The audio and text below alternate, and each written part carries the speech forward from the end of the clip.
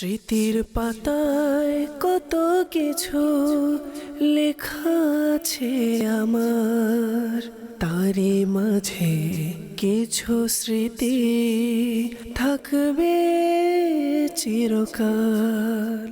আলহামদুলিল্লাহি রাব্বিল আলামিন ওয়াসসালাতু ওয়াসসালামু আলা সাইয়্যিদিল মুরসালিন আম্মা বা'দ ফাআউযু বিল্লাহি মিনাশ শাইতানির রাজিম বিসমিল্লাহির রহমানির রহিম আসসালাতু ওয়াসসালামু আলাইকা ইয়া রাসূলুল্লাহ ওয়া আলা আলিকা ওয়া আসহাবিকা ইয়া হাবিবাল্লাহ আসসালাতু ওয়াসসালামু আলাইকা ইয়া নবিয়াল্লাহ ওয়া আলা আলিকা ওয়া আসহাবিকা ইয়া নূরাল্লাহ।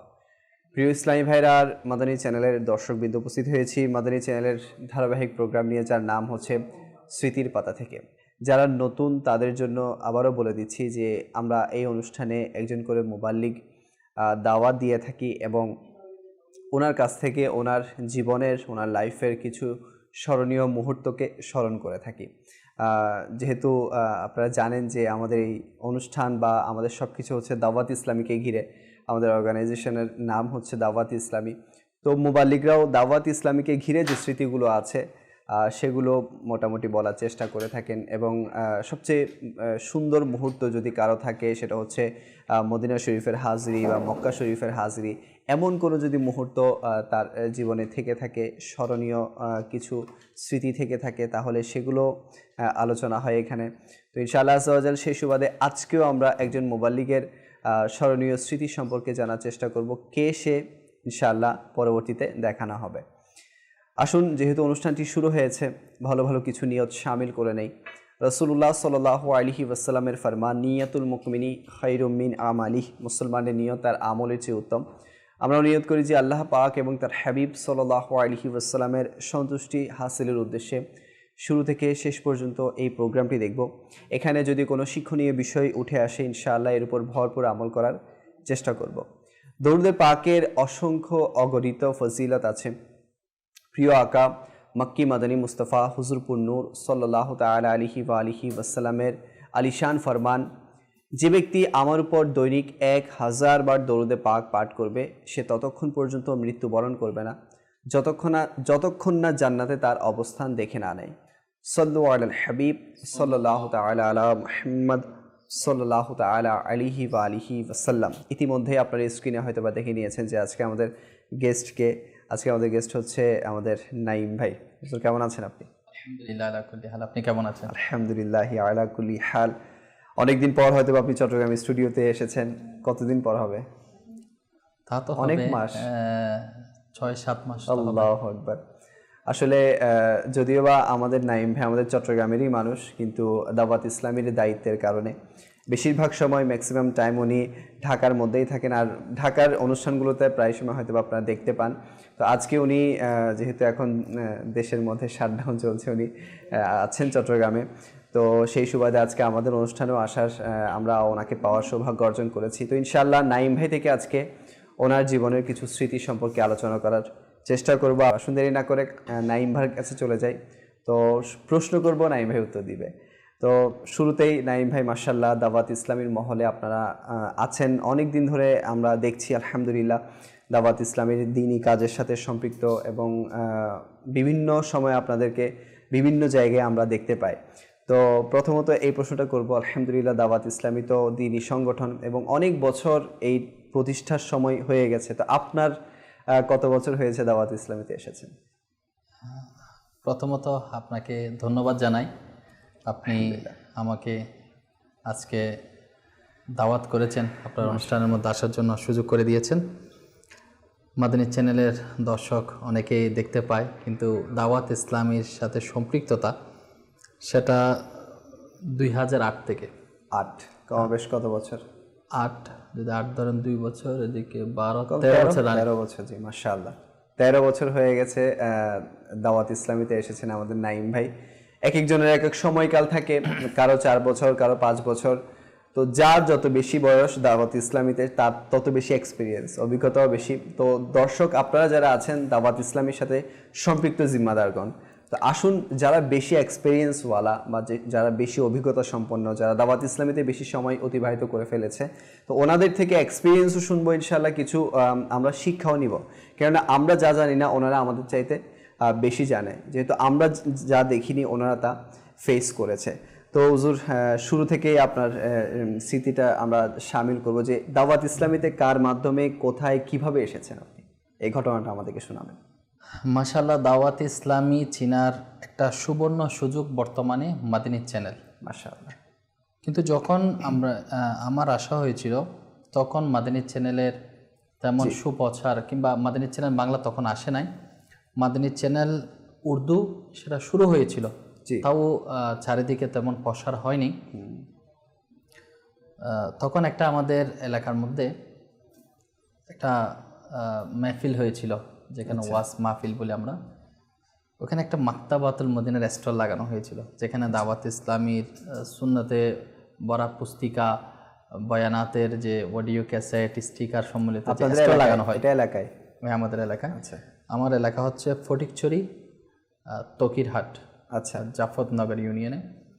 তো ওই এখানে আমাদের জাহানপুর একটা এলাকা, ওই এলাকার মধ্যে একটা সুন্নি মাহফিল হয়েছিল, ওখানে স্টল লাগানো হলো। তো আমি গেলাম স্বাভাবিকভাবে, তো কি নিব, তখন তো ছাত্র জীবন, পকেটে এত বেশি টাকাও ছিল না, এরপরে ছিল 5 টাকার একটা কয়েন। আচ্ছা।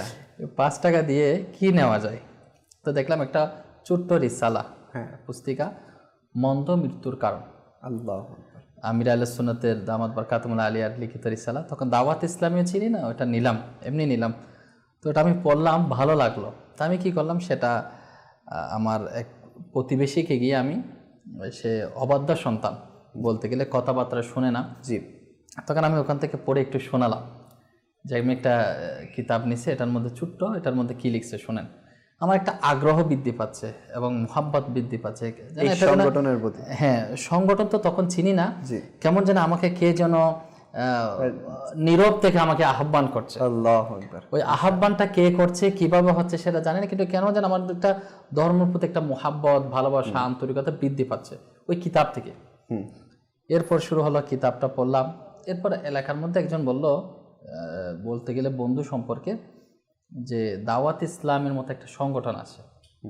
এই সংগঠন বাবুল মদিনা থেকে নাকি কবে কাফেলা আসছে, বিভিন্ন দেশ থেকে কাফেলা সফর করে আমাদের বাংলাদেশে আসছে, বিভিন্ন জায়গায় সফর করে এরা দ্বীন ইসলামের তাবলীগ করে, সুন্নিয়তের প্রচার করে, মানুষকে নেকির দাওয়াত দেয়। তা আমার তখন ইচ্ছা প্রকাশ হলো, যদি আমি দেখতে পারতাম এটা কেমন, আমার যদি একটু সুযোগ মিলে যেত তাদের সাথে সাক্ষাৎ করার, যে হ্যাঁ বিভিন্ন জায়গার মধ্যে আসছে, বিভিন্ন ওলামা আহলে সুন্নাত প্রসার করতেছে, এদেরকে মাশাআল্লাহ এদের প্রচার প্রসারণা বৃদ্ধি পাচ্ছে, হয়তো সুযোগ হলে মিলে যাবে। তা আমার অন্তরের মধ্যে আগ্রহ যে তাদের কবে দেখা মিলবে, কবে দেখা। তাদেরই কিন্তু ওই যে বইটা আমি পেলাম, মন্দ মৃত্যুর কারণ। এরপর কি হলো, একদিন আমাদের বাজার মসজিদ, তকিরহাট বাজার মসজিদে দাওয়াত ইসলামীর 3 দিনের মাদানী কাফেলা সফর আসলো। তো এখন কয়েকজন বলল যে মাদানী কাফেলা তো চলে আসছে, তা আমাদের তো দেখতে যাওয়া দরকার, এদের সাথে বসি একটু সময় কাটায়। এখন কিন্তু ওনাদের মোবাল্লিকরা আমার পর্যন্ত পৌঁছায় নাই, কিন্তু ওই যে খবর পেলাম যে এরা আসছে, দাওয়াত ইসলামী ওয়ালারা মাদানী কাফেলা সফর নিয়ে আসছে। জি। তো আগ্রহ বৃদ্ধি পেলাম যে মাদানী কাফেলা এটা কেমন, গিয়ে দেখি কি অবস্থা। তো মসজিদে গেলাম, গিয়ে সুন্নতে বরা বয়ান মধ্যে অংশগ্রহণ করলাম, নামাজের প্র্যাকটিক্যাল, নামাজের যে প্রশিক্ষণ দেওয়া হয় সেটার মধ্যে আমিও অংশগ্রহণ করলাম এবং নামাজ শিখলাম। এটা আমার মধ্যে অনেক মহব্বত, ভালোবাসা বৃদ্ধি পেল। এবার আমি এদের থেকে চাইলাম কোনো ভুল ত্রুটি আমি বের করতে পারি কিনা। আচ্ছা, এখানে একটা প্রশ্ন রাখি আপনার কাছে, মানে আপনি কি শুরু থেকেই দ্বীনি যে মাইন্ড, একটা ইসলামের প্রতি ভালোবাসা, আশিকের রাসূলদের প্রতি ভালোবাসা, সুন্নি ওলামা, এটা ছিল আপনার? মানে মাহফিলে যাওয়া, বিভিন্ন মাহফিলে অংশগ্রহণ করা, এগুলো আপনার মধ্যে ছিল? মাহফিলে যাওয়ার সুযোগটুকু আমার হতো এবং আমি যেতাম। আচ্ছা। এটা 2008-এর শুরুতে কিন্তু যাওয়া হতো না, 7-এর শেষের দিকে বা 7-এর দিকে একটু একটু যাওয়া হচ্ছে, কিংবা ভালো লাগতো নাতে মুস্তাফা সাল্লাল্লাহু আলাইহি ইসলামের পুস্তিকাগুলো বিভিন্ন লাইব্রেরিতে মানে এমনগুলো পড়ার চেষ্টা করতাম। এমন এমন ব্যাকগ্রাউন্ড থেকে আছেন যারা মানে আশিকের রাসূল, আলহামদুলিল্লাহ, মানে আপনার ফ্যামিলিতেই আশিকের রাসূলের ইয়া থেকে আছেন, মাশাআল্লাহ। এরপর কি হলো, মাদানী কাফেলা আসছে, আমি ত্রুটি কেন খুঁজছি, যে এরা যে দ্বীনের দায়ী, এনারা যে দ্বীনের প্রচার করতেছে, আসলে এদের মধ্যে কি আছে, এদের সবকিছু ঠিকঠাক আছে কিনা, মসজিদের ইহতারাম আছে কিনা, ওটা আমি খুঁজে বেড়াচ্ছি। মসজিদের এহতরাম আছে কিনা, মানুষের সাথে কিভাবে সাক্ষাৎ করে, জি। নবী সাল্লাল্লাহু আলাইহি ওয়াসাল্লামের মুহাব্বত কতটুকু আছে, মাশাআল্লাহ। এগুলো আমি খুঁজে বেড়াচ্ছি। দেখি মাশাআল্লাহ তাদের তো আপদা মস্তক নবী পাক সাল্লাল্লাহু আলাইহি ওয়াসাল্লামের সুন্নতের অনুসারী, সর্বদা নবী পাক সাল্লাল্লাহু আলাইহি ওয়াসাল্লামের দরুদ ও সালাম আসসালাতু ওয়াসসালামু আলাইকা ইয়া রাসূলুল্লাহ বলতেছে, এগুলো মনের মধ্যে একটু ভালো লাগছে। এরপর নামাজের প্রশিক্ষণ, এটাও ভালো লাগলো। এরপর মোবাল্লিক ভাই আমাকে নিয়ত করালো যে আপনি মাদানী কাফেলায় সফর করেন।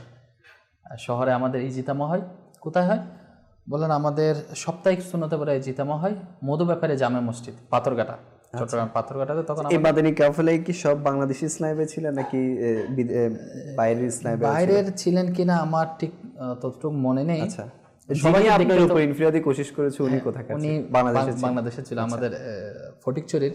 আচ্ছা, কিন্তু দেখতে সবগুলা তো সবুজ পাগড়িদারি, সাদা চাদর পরিহিত, সাদা লিবাস, তো সবাইকে দেখতে তো একই রকম লাগতেছে। আচ্ছা। এরপর আমাদের দুজনের নাম লেখানো হলো যে আমরা যাতে মাদানী কাফেলায় সফর করি। তো সফরের নিয়ত লেখানো হলো। এবার আমার আগ্রহ হলো, আমার তো মাঝে সাঝে এরপর কন্ট্যাক্ট করছে দুই একবার, কেমন আছে, ভালো আছে, আমার ভালো লাগছে।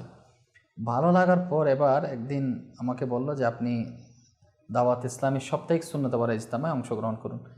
এখন তো মাশাআল্লাহ প্রত্যেক থানার মধ্যে, প্রত্যেক এলাকার মধ্যে, একটা থানার মধ্যে দুই একটা ইজতেমা দাওয়াত ইসলাম আলহামদুলিল্লাহ রানিং এর মধ্যে রয়েছে। তখন পুরো চট্টগ্রাম শহরের মধ্যে একটা ইজতেমা, সেটা হলো পাথরঘাটা নজমিয়া লাইন যে মসজিদ আছে ওইটার মধ্যে, আর যেটা কিন্তু আপনার থেকে অনেক দূরে, অনেক দূরে। ফটিকছড়ি থেকে আসতে তো আপনার 2-2.5 ঘন্টা সময় লাগবে। তখন তো আরো কষ্ট ছিল। হ্যাঁ, কষ্ট ছিল। এবং ওইখান থেকে কিন্তু গাড়ি করে মানুষ এখানে আসতো, বিভিন্ন জায়গা থেকে মহব্বত নিয়ে আসতো, তা আমি জানতাম না। আমাকে বলা হলো আপনি মাদানী কাফেলায় সফর করার জন্য চলে আসেন। তো আমি মাদানী কাফেলার প্রস্তুতি নিয়ে ইজতেমায় অংশগ্রহণ করার জন্য চলে আসলাম। চলে আসার সময় আমি যখন ব্যাগ নিয়ে বেরোচ্ছি, আমাকে অনেকজন অনেক ধরনের কথা বলছে, যাচ্ছ কোথায়, হ্যাঁ কোথায় সময় দিতে যাচ্ছ, হাসি ঠাট্টা করতেছে বলতে গেলে। তখন আমার একটু মনটা একটু ব্যথিত হলো, আমি ভালোর দিকে যাচ্ছি, জিনিসটা কি ভালো না খারাপ, মানুষ সেভাবে কেন বলতেছে। যাক, আমি যাচ্ছি, বেরিয়ে গেলাম। বের হওয়ার পর সুন্নতে পরে ইজতেমায় অংশগ্রহণ করলাম। ইজতেমায় অংশগ্রহণ করার পর যেটা দেখলাম, মাশাআল্লাহ কোরআনে পাকের তেলাওয়াত, নাতে মুস্তাফা সাল্লাল্লাহু তাআলা আলাইহি ওয়াসাল্লাম। এরপর দেখলাম বয়ানের পর যখন জিকির হয়, জিকিরটা আমার খুব মন কেড়ে নিল। কীরকম? এমন জিকিরের আল্লাহ আল্লাহ প্রতিধ্বনি, আমার মনে হচ্ছে যেন লাইট বন্ধ, জিকিরে তো মানে কি বলবো, অস্ত্রসিক্ত নয়নে জিকির করা, মনটা একেবারে কেড়ে নিল। এবং লাগতেছে যেন মনটা জিকিরের সাথে একেবারে মশগুল হয়ে গেল। লাগতেছে পৃথিবীর মধ্যে সবচাইতে বড় গুনেগার আমি, আমার চাইতে বড় গুনেগার আর কেউ হতে পারে না।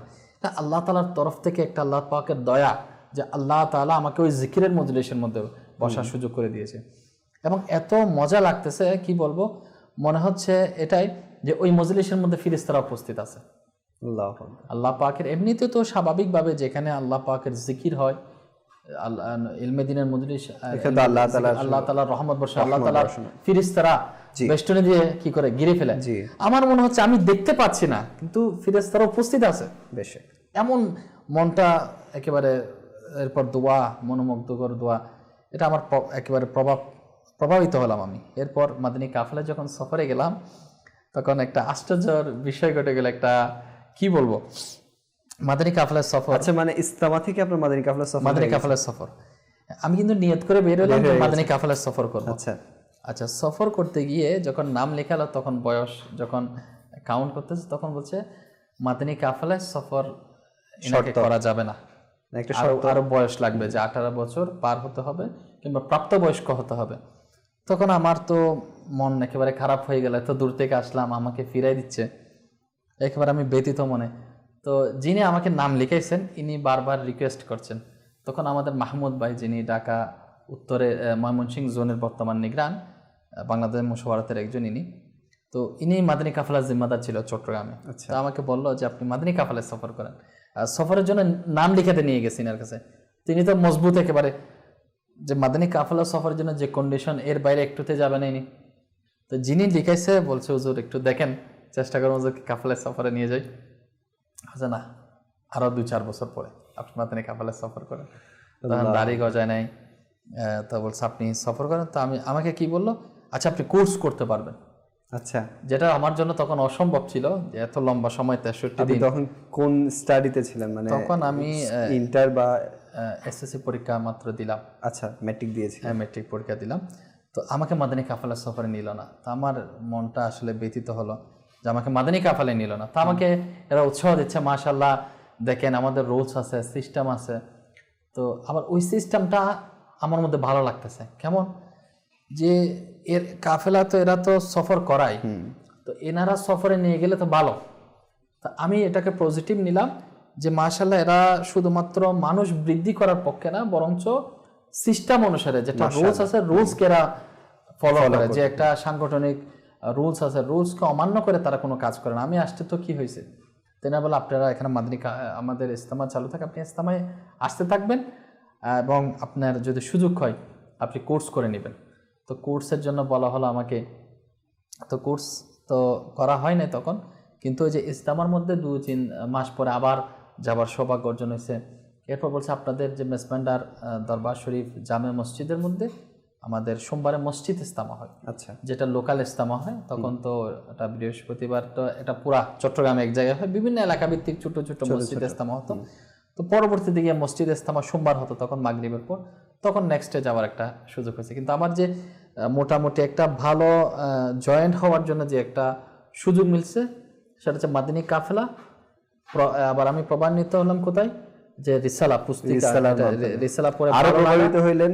মাদানী কাফেলা ভালো লাগলো। ওইখান থেকে যখন আমি সরজমিনে যখন আমি পাথরঘাটাতে যখন ইস্তেমায় আসলাম, সুন্নতবার ইস্তেমা, সাপ্তাহিক ইস্তেমায়, ওইখান থেকে আমার মনটা বলতে গেলে আমি আমার ওদের দাওয়াত ইসলামের সাথে জয়েন হওয়ার মধ্যে আমি একটা মনে করেন একজন মেম্বার হিসেবে আমি নিজেকে দিয়ে দিলাম। ওই ইজতিমার পর থেকে আপনার মাঝখানে আর ছুটে নাই, মানে দাওয়াত ইসলামের মহল থেকে, অর্থাৎ ওদের ইস্তেমায় যাওয়া বা ওদের সাথে লিপ্ত থাকে, এটা আর ছুটে নাই, মানে তখন থেকে আপনি ছিলেন। ইস্তেমা যাওয়ার পরে যে আমার মধ্যে একটা ইয়ে আসলো যে আমি নিজেকে চেঞ্জ করব, আমি সুন্নতের অনুসারী হব। মোটামুটি আমি চেষ্টা করব নামাজ কন্টিনিউ রাখার জন্য, ইবাদত করার জন্য এবং দাওয়াত ইসলামী ওয়ালাদের সাথে সম্পৃক্ত থাকার জন্য। হ্যাঁ, মাঝখানে যখন আমাদের সাথে সংযোগ, যোগাযোগ যখন একটু বিচ্ছিন্ন হতো জিম্মাদারদের সাথে, তখন কি হতো, এই যে একটু বিচ্ছিন্নতার কারণে যদিও বা এদিক সেদিক হতো, কিন্তু আল্লাহ তাআলার দয়া মেহেরবানি, এই যে কন্টিনিউ যোগাযোগের মাধ্যমে আজ এই পর্যন্ত চলে আসে। মাশাআল্লাহ, মাশাআল্লাহ। তো তখন তো আর মাদানী কাফেলা আপনার করা হয়নি, তো জীবনের প্রথম মাদানী কাফেলার একটু স্মৃতিটা আমাদেরকে বলবেন, কোথায় হয়েছিল, আচ্ছা, আর কখন হয়েছিল? মাদানী কাফেলা সফর তো হয় নাই, পরবর্তীতে ওই বছর আবার, আচ্ছা, যখন আমি যেহেতু একটা জায়গা থেকে আমি ফেরত আসতে হলো আমাকে। আচ্ছা, আপনি কি রাতেই চলে এসেছিলেন ইস্তেমা শেষে নাকি পরদিন আমি রাত সকালে ইতিকাফ করেছিলেন? ইতিকাফ করেছিলাম, রাত ইতিকাফ করেছিলাম। মাশাআল্লাহ তাহাজ্জুদের নামাজ, জিয়ারত, ফজরের নামাজ খুব ভালো। এরপর আমার ফার্স্ট যেটা আমি দাওয়াত ইসলামের সাথে লং টাইম যেটা সময় দেওয়ার মধ্যে ছিল আমার ইতিকাফ। জি, ওই বছর 2008-এর মধ্যে যখন আমার ইতিকাফ শুরু হলো, দাওয়াত ইসলামী সাপ্তাহিক যেটা আপনার সম্মিলিত ইতিকাফ হয় এলাকা ভিত্তিক, তখন বললো যে ফটিকছড়িতে ইতিকাফ হবে, নানুপুর গৌসিয়া মসজিদে, আমাদের মাদ্রাসা মসজিদে ইতিকাফ হবে। জি, তখন আমাকে তখন নিয়ত করানো হলো, আপনি তো মাদানী কাফেলায় সফর করতে পারেন নাই, আপনি ইতিকাফ করতে পারবেন। আচ্ছা, ইতিকাফ তো এটা কিভাবে সম্ভব, আমি এই বয়সে ইতিকাফ? তা আমাকে উৎসাহ দিল, মাশাআল্লাহ নওজওয়ানদের জন্য তো ইতিকাফ, জি, আপনি ইতিকাফে আসেন, আপনার ভালো লাগবে, গুনাহ থেকে বাঁচতে পারবেন। এবার শুরু হলো ইতিকাফ। তো ইতিকাফে যাওয়ার আগে এরপরও বারবার বলতেছি কি আমি যাব কি যাব না, কি হবে, ফ্যামিলিতে বলছে এই বয়সে ইতিকাফ, এটা তো কোনোদিন শুনি নাই। এরপরও ঘরকে মানিয়ে, ঘরকে বুঝিয়ে আমি মাদানী কাফেলা তো সফর করতে পারি নাই, ইতিকাফ তো একটা সুবর্ণ সুযোগ রমজানুল মুবারকে। তো আমি রমজানুল মুবারকে ইতিকাফের মধ্যে চলে গেলাম 10 দিন। জি, তো যাওয়ার আগে আমাকে ফোন দিল জিম্মাদার যে আপনি কি আসতেছেন? যে আমি আসবো কিনা তো বুঝতে পারছি না। আপনি না আসলে তো হবে না। যে আমি না আসলে হবে না মানে আমার তো ইয়া লাগছে, আমি না আসলে হবে না। তো পরবর্তী আছে না আমি আসবো, ইনশাল্লাহ আসবো। তো যখন ইতিকাফে গেলাম তখন ইতিকাফের সাথে তো মজাই আলাদা। তখন আমি কিন্তু আসলে সবকিছুর মজা চলে আসে। ইতিকাফের মধ্যে তখন কি হতো, বেজুর রাতে সালাতুত তাসবিহ নামাজ, জিকির, এরপরে জোহর রাতের মধ্যে আপনার এমনি নাতে মুস্তাফার আসর লাগাতো। তো সবাই মিলে বসে সরকার সাল্লাল্লাহু আলাইহি ওয়াসাল্লামের বারগাহে নাতে মুস্তাফা পাঠ করা। এরপর মাশাআল্লাহ তখন আমাদের মোবাল্লিক ছিল কম, 2-3 জন মোবাল্লিক ছিল।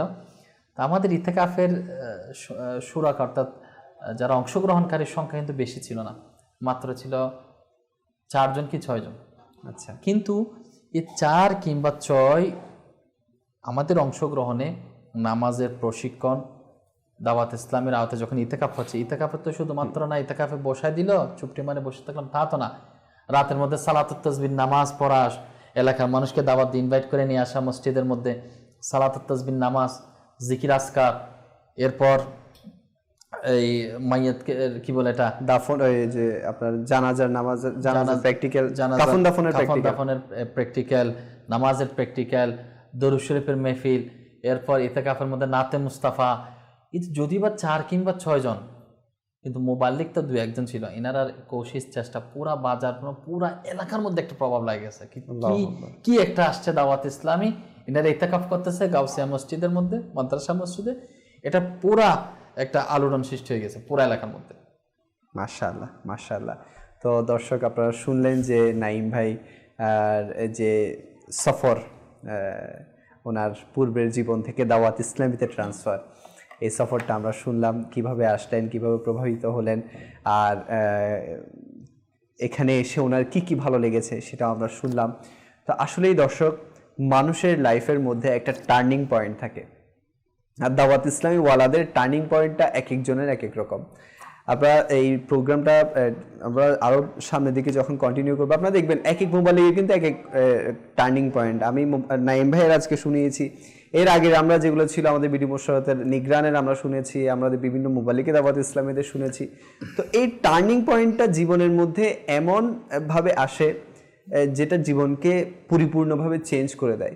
আচ্ছা, এমনও আছে যে অনেকে ভালো থেকে খারাপ হয়ে যায়, আবার অনেকে আছে খারাপ থেকে ভালো হয়ে যায়। তো দাওয়াত ইসলামে এমন একটি মহল যারা গুনাহপূর্ণ জীবন থেকে উঠিয়ে নিয়ে এসে পরিপূর্ণভাবে ভালো যেটা করার সেই দিকে ঝুঁকিয়ে দেয়। ইনশাআল্লাহ আরও নাঈম ভাই থেকে আমরা ওনার স্মৃতি সম্পর্কে জানবো। আমাদের অনুষ্ঠানে একটি সেগমেন্ট থাকে, যে সেগমেন্টে আমরা মোবালিকের সাথে করে থাকি। তো প্রথমত দেখিয়ে দিব সেই সেগমেন্টে কি একটু ঝলক দেখাবেন সেগমেন্টের, তাহলে নাঈম ভাই বুঝতে পারবেন কেমন সেগমেন্ট সেটি। এটা আগেও হয়তো বা আপনি পরিচিত বিভিন্ন অনুষ্ঠানের সেগমেন্টের সাথে। এখানের মধ্যে যে কোনো একটি নাম লুকায়িত আছে, একটি অক্ষর দেখা যাচ্ছে, এটা যে কোনো কিছুর নাম হতে পারে, কোনো বুজুর্গ ব্যক্তির নাম, কোনো কিতাবের নাম, কোনো পবিত্র স্থানের নাম। কিসের নাম সেটা আমি আপনাকে বলে দিব। তো আপনাকে যে কোনো একটি একটি করে অক্ষর বলতে হবে। শরিয়া বলেন, শরিয়া বলেন, ক বলেন, খ বলেন। এটা যদি ওই নামের মধ্যে থাকে তাহলে সেখানে ভেসে উঠবে, আর যদি না থাকে তাহলে ভুল হিসেবে আপনার গণ্য হবে। আর আপনাকে 4 বার ভুল করার অপশন দেওয়া হবে। 4 বার পরে আপনাকে পুরো সঠিক নামটা বলে দিতে হবে। এটা হচ্ছে একটি কিতাবের নাম, ঠিক আছে? তো আপনি শুরু করতে পারেন। জি। ব আছে কিনা একটু দেখাবেন, বা থাকলে শো করবেন, না হয় কি একটু দেখাবেন। নাই হুজুর, ব নেই। একটা ভুল হয়ে গেছে আপনার, আর 3 বার ভুল করার চান্স আছে আপনার। আচ্ছা, বর্ণমালা আপনার প্রথমে 4টা, পরে 2টা, জি, তো সরস্বরটা দেওয়া আছে। জি জি, মানে ওই পুরো শব্দের একটা আপনাকে শো করা হচ্ছে, আর যে জায়গায় সেটা আছে ওই জায়গায় শো করা হচ্ছে। আচ্ছা, ঠিক আছে। এখন এই 6টা থেকে যে কোনো একটা আমাকে বলা লাগবে। না, আপনি যেমন এখন ব বলছেন, এই বটাই শব্দের মধ্যে নাই, এভাবে আপনি একটা একটা বলেন, কিন্তু গেস করে বলেন, যেহেতু আপনি যদি সিরিয়ালি বলতে চান আপনার অপশন ভুল করার অপশন শেষ হয়ে যাবে। চতুর্থবারে গিয়ে কিন্তু আপনাকে পুরো নামই বলতে হবে, তখন আর অক্ষর বলার সুযোগ নেই আপনার। এটা মাকতাবাতুল মদিনার কিতাবের নাম, কিন্তু আমাদের মাকতাবাতুল মদিনার কিতাবের নাম। আরেকটা অক্ষর বলেন। মদিনার কিতাবের নাম। জি, মাকতাবাতুল মদিনার কিতাবের নাম।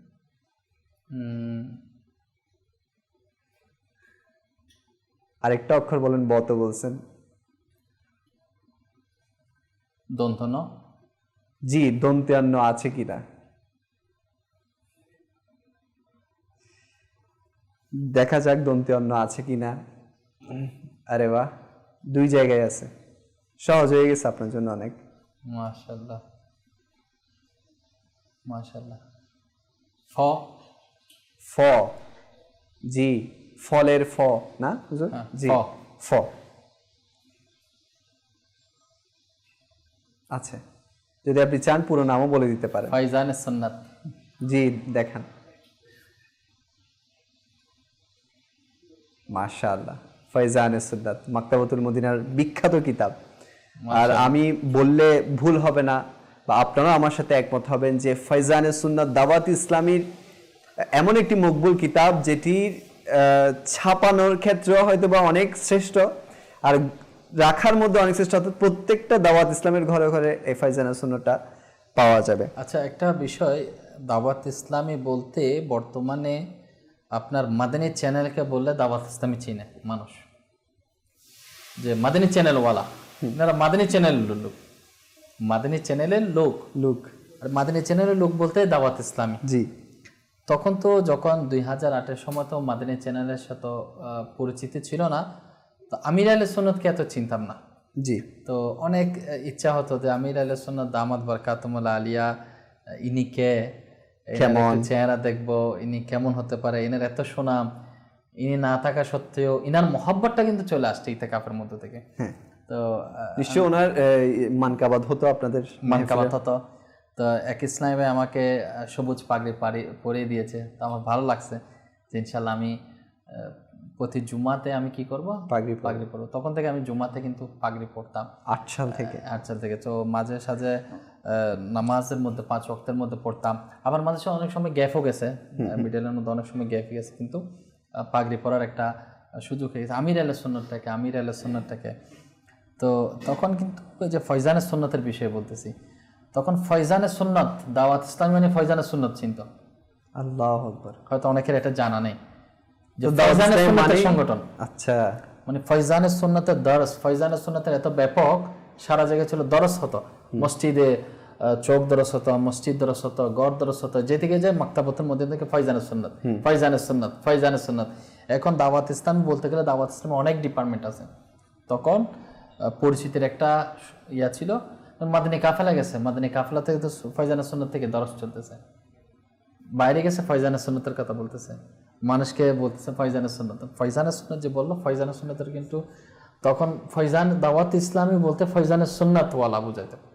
এখন যে বলে না মাদানী চ্যানেল, আসলে তখন তো এত বিস্তৃত ছিল না প্রচার। এখন দাওয়াত ইসলামের যে ব্যাপকতা আর যে কাজ এখন দাওয়াত ইসলামের, এটা তখন ছিল না। তখন মানুষ আসলে, এখন আপনি দেখেন তখন আর এখন, আপনি নিজে হয়তো পার্থক্য আর নিজেই বলতে পারবেন আমাদেরকে, যে তখন আর এখনের পার্থক্য যদি আমি আপনাকে বলতে চাই, অনেক পার্থক্য আপনি আমাদেরকে তুলে ধরতে পারবেন। তো আসলে দাওয়াত ইসলামী আলহামদুলিল্লাহ আল্লাহ তাআলার দয়াতে, আমিরুল সুন্নাত একটি কথা বলেন যে দাওয়াত ইসলামী তৈরি হওয়ার পর বা প্রতিষ্ঠা হওয়ার পর থেকে আজ অবধি 1 সেকেন্ডের জন্য দাওয়াত ইসলামী পেছনে আসে নাই, শুধু সামনের দিকে যাচ্ছে, তরক্কি হচ্ছে। তো আসলে দাওয়াত ইসলামী মকবুলিয়ত এজন্যই পাচ্ছে যে দাওয়াত ইসলামী প্রতিষ্ঠাতা খুবই মকবুল একজন বান্দা, আল্লাহ তাআলার খুব নেককার একজন ব্যক্তি, যার দরুন আজকে দাওয়াত ইসলামী দিনের পর দিন তরক্কির দিকে, উন্নতির দিকে ধাবিত হচ্ছে। তো আমাদের উচিত, যারা দর্শক আছেন, যারা নতুন দর্শক আছেন, হয়তো বা অনেক নতুন দর্শক আমাদের সাথে আছেন, হয় ফেসবুকে না হয় স্ক্রিনের মধ্যে, তো আমি আপনাদেরকে আরজ করব, দাওয়াত ইসলামীর যদি পরিপূর্ণতা আপনি দেখতে চান, যিনি আমাদের পীর সাহেব, যিনি এই সংগঠনের প্রতিষ্ঠাতা, ওনাকে দেখুন। আমি তো বলবো প্রত্যেক দিন এখন ওনার চেহারা মোবারক জিয়ারতের আরেকটি সুযোগ, যে প্রতিদিন দিলেও কি রাহাত নামে একটি আরজ করব, যে এটি আপনারা দেখেন ইনশাআল্লাহ আজ্জা ওয়া জাল। এই অনুষ্ঠানের মাধ্যমে যখন আপনি এই মকবুল হাস্তির, মকবুল ব্যক্তির চেহারা মোবারক জিয়ারত করবেন, ইনশাআল্লাহ আজ্জা ওয়া জাল দাওয়াত ইসলামী কেমন সেটা আপনি, যদি আকলওয়ালা হয় কেউ, ইনশাআল্লাহ বুঝে যাবে। তো আবারও যাচ্ছি নাইম ভাইয়ের কাছে। নাইম ভাই, আপনি মাশাআল্লাহ দাওয়াত ইসলামীতে এসেছেন, তো ইতিকাফও করেছেন শুরুর দিকে, তো পরিপূর্ণভাবে, তো যেহেতু আমাদের এখানে একটা জিম্মাদারির বিষয় থাকে, জি, আমাদের যারা আসেন ওনাদেরকে হয় বছর খানিক দেখা হয়, এরপর একটা জিম্মাদারিও দেওয়া হয়। আপনার প্রথম জিম্মাদারি কি ছিল? আমার প্রথম জিম্মাদারি হলো যে এলাকার জিম্মাদারি দিছিল। আচ্ছা, এলাকার জিম্মাদার, যে আপনি অমুক এলাকার জিম্মাদার। ওখানে আপনি ফটিকছড়ি? ফটিকছড়ি, আমাদের এলাকা হচ্ছে তকিরাট। তো বলছে আপনি যে তকিরাট এলাকার জিম্মাদার। আচ্ছা, মানে এই এরিয়াতে আপনি দেখবেন, কিন্তু এত জিম্মাদার আমি বুঝতাম না, কিন্তু আমি সংযোগের মধ্যে ছিলাম, দাওয়াত ইসলামের সাথে কানেক্টেড ছিলাম, ইসলামের মধ্যে অংশগ্রহণ করতাম। তো বড় বড় জিম্মাদার নতুন নতুন আসতেছে, এদেরকে জিম্মাদারি দিচ্ছে। তো আমার একটু কি বলে একটা কাজ করার আগ্রহ বৃদ্ধি পাচ্ছে। আরে এই দিন দেখলাম ইনি মোবাল্লিক হয়ে গেছে, ইনাকে জিম্মাদারি আমাকে দিচ্ছে না কেন? তো বয়স কম থাকার কারণে হয়তো জিম্মাদারিটা তখন তেমন দেয় নাই কিংবা দেখছে। কিন্তু মাশাল্লাহ যখনই কোনো মিটিং হতো কিংবা দাওয়াত ইসলামের কোনো কার্যক্রম হতো, ইজতিমাই যিকর আপনাকে রাখা হতো, তখন কিন্তু আমি সবগুলোতে অংশগ্রহণ করতাম। তখন থেকে অংশগ্রহণ করতাম, বলতে গেলে মিস হয় না। এবং ইজতিমাই যিকর নাত মাহফিল, যেমন আমাদের ফার্স্ট 2009 8 থেকে 9 যখন হলো, ফার্স্ট আমাদের ইজতিমাই যিকর নাত মাহফিল প্রথম যেটা শুরু হয় ফটিকছড়িতে, সেটা হচ্ছে দরবার গেট, নাজিরহাট দরবার গেট, যে গেট দিয়ে মেজবান্ডার শরীফের রুট স্টার্ট হয় ওই জায়গার মধ্যে হয়েছিল। তখন যদি বা বয়স কম ছিল, একটা ঘটনা মনে পড়ে। আসলে আল্লাহ সুবহানাহু ওয়া তাআলার দয়া মেহেরবানি লাগে, আর দ্বীন ইসলামের কাজ করার জন্য আপনার আগ্রহটা হচ্ছে বড়। আল্লাহ পাকের দয়া এবং আগ্রহ, নিজের আগ্রহ থাকলে সে যে কোনো উপায়ে কিন্তু সে সফলতা অর্জন করতে পারে। যেমন আমি তখন আমার এলাকা থেকে নাজিরহাট, এখন যদি বলা হয় আপনাকে এখানে ইজতেমা হচ্ছে, আপনাকে যেতে হবে, মানুষ নিয়ে যেতে হবে, তাহলে চিন্তা করেন আমি কিভাবে মানুষ নিয়ে যাব। তখন বয়সই কম, এটা 9-এর ঘটনা, 8-এর জয়েন্ট, 8-এর মিডেলে। তো 9-এর শুরুর দিকে এমন হয় ইজতিমাই যিকর নাত মাহফিল হয়েছিল। তো আমাদের বাবুল মদিনা থেকে জিম্মাদার আসছে, তখনকার ওখানকার নাকি নিগরানি কাবিনা নিয়ে বয়ান করছে, আমাদের জিম্মাদাররা ছিল। তো আমি কি করছি, এখন তো আমি ছাত্র বয়সটা, পোশাক তো তেমন নাই, এখন আমাকে বলছে আপনি গাড়ি ভর্তি করে মানুষ নিয়ে আসবেন, ইজতিমাই যিকর নাত মাহফিল হবে, নাতে মুস্তাফা, এরপর সুন্নতে বড় বয়ান, যেটা হয় আর কি, এখন তো অ্যাভেলেবেল হয়ে গেছে, বিভিন্ন জায়গার মধ্যে বড় বড় গ্যাদারিং হয়। তখন এই ছোট্ট গ্যাদারিংটা করাটা অনেক মুশকিল ছিল তখন সময়। তো এখন এটা মনে হয় বলতে গেলে এই ইজতেমাটা মনে হয় চট্টগ্রামে শুরুই হচ্ছে বলতে গেলে ওই জায়গার মধ্যে, ফটিকছড়িতে। এখন আমি কি করলাম, এলাকা থেকে গাড়ি নিয়ে যেতে হবে। এখন না দাওয়াত ইসলামী কেউ চিনে বা এত বেশি সুপ্রসার কিছুই তো না। এর বলছি না ভাই, একটা মেহমান, একটা নাতের মাহফিল হবে, যেখানে হামদ নাত হবে। এখন তো মাশাআল্লাহ মানুষ মাদানী চ্যানেল করলে হামদ নাতের আসর হয়, অনুরোধের আসর, কত প্রোগ্রাম পাচ্ছে। তখন তো অ্যাভেলেবেল ছিল না। তা আমার ব্যক্তিগতভাবে নাতে মুস্তাফা শোনার একটা আগ্রহ ছিল। তো ইজতেমা হবে, কী করবে, এখন এলাকার মধ্যে আমি বের হলাম। তো মাদানী কাফেলা আসার কারণে অনেক ভাই মাদানী দাওয়াত ইসলামী চিনছে, মাশাআল্লাহ দাওয়াত ইসলামী চিনছে, এদের মধ্যে আগ্রহ আছে। কিন্তু যে লোক নিয়ে যাওয়া, এটা তো বয়স আমার থেকে অনেক বড়, কিন্তু তারা তো আমাকে নিয়ে যাওয়ার কথা, কিন্তু ওই নিয়ে যাওয়ার মতো মানুষের কিন্তু অভাব আছে। এখন যেহেতু আমি ইজতেমায় আসছি, একটা জয়েন্টের একটা বিষয় আছে না, তো আমাকে একটু ফলো আপের মধ্যে আমাকে রাখতো। তো বলছে আপনাকে গাড়ি নিয়ে যেতে হবে। আমি বলছি গাড়ি নিয়ে যেতে হবে, কী করা যায়? তখন আমাদের যে এখন যে আপনার জিপ বলা হয়, যেগুলো করে আপনার ইট বালি টানা হয়, ওগুলো কিন্তু এক সময় মানুষ টানতো, ছাদওয়ালা। আর আমার হয়তো আমি বললে ভুল হবে না, এখনো হয়তো বা ওদিকে এখনো এগুলো দেখা যায়। তখন ফটিকছড়ি এলাকায় ভান্ডার শরীফের। আমি জিজ্ঞেস করলাম কয় টাকা, তুই বলছো তখন ভাড়া 800 টাকা।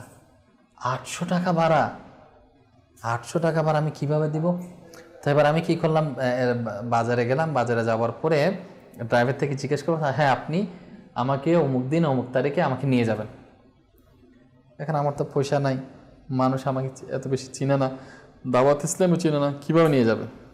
এখন হলো কি, আমি দোকান গিয়ে বিভিন্ন জায়গা থেকে যে আমার একটু দেখতে হবে, আমরা মাহফিলে যাব, টাকা লাগবে, তো কেউ 200 100 এরকম করে করে আবার যখন উঠলাম, হ্যাঁ সবার থেকে বলছে আমাকে একটু দেন, আমি ভাড়া করছি। হ্যাঁ, তখন মাত্র পুরা জীবনের 12 কি 14 জন আমি তখন নিয়ে গিয়েছিলাম।